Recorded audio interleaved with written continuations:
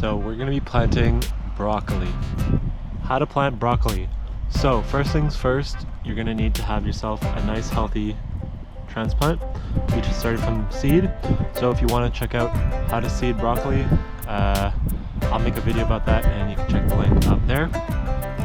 So for broccoli, you're going to want 2 rows on a 30-inch bed, 1.5 foot spacing, ideally. So when we plant, we use a stick, and I basically just put different measurements on it. We use it to make our spacing. You want to have your rows offset, give your plants more space that way. So when you get it planted in, you want to have this level with the base of the soil. Get that planted in, and we're going to fertilize with Actisol.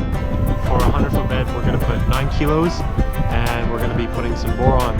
For 100 foot, we're going to be putting 33 grams. So the boron we're going to sprinkle across the bed.